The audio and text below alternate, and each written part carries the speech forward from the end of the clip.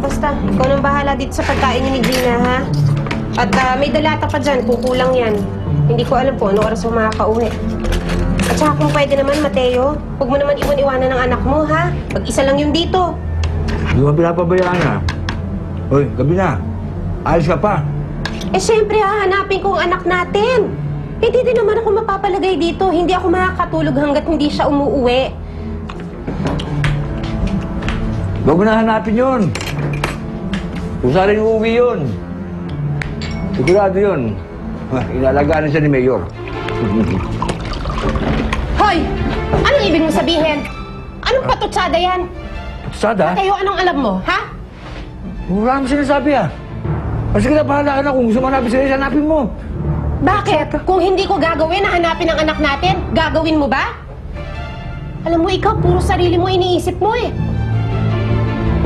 Sa'yo?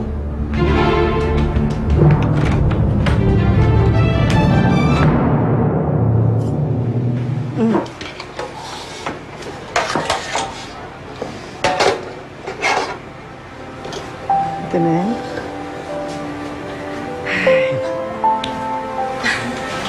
Oh, anak. Akala ko ba kasama mo si Rachel? May naghanda kayo ni Ina ng makakain. Oo nga, akala ko kasama pang mga magulang niya. Ha?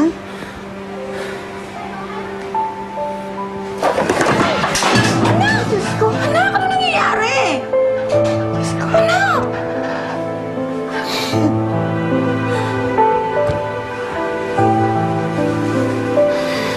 Sana.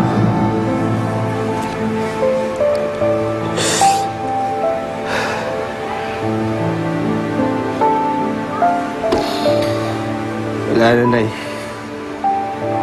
Wala na kami, Rachel.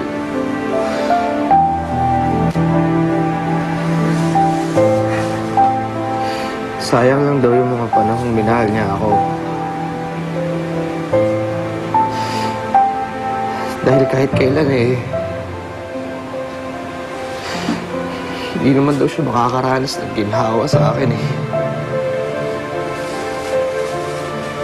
Kaya yun.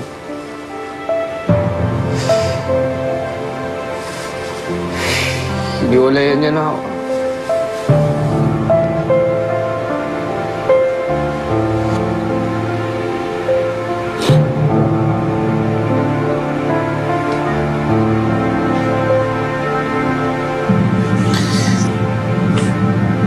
Akala ko sila yung makakasama ko habang buhay.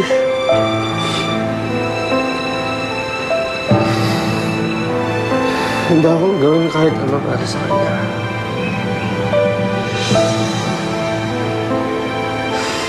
Kasi hindi pa pala sapat yun. Hindi pa pala sapat yung mahal na mahal ko siya.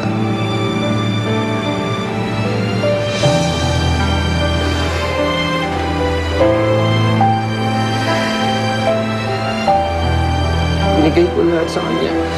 Siya ang buhay ko, pero kulang pa pala yun.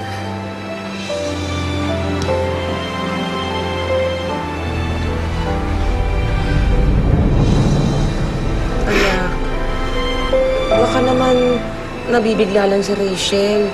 O di kaya marami lang siyang iniisip. Naku, alam mo, Apo, kalimutan mo na yung Rachel na yan, ano? Eh kung ganyan siyang magsalita, abay hindi siyang babaeng nararapat sa'yo.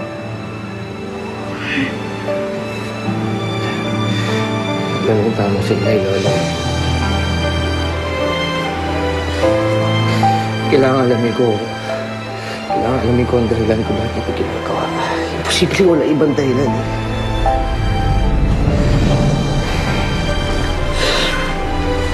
Hindi ko siya basta-basta makakawalan. Siya ang buhay ko.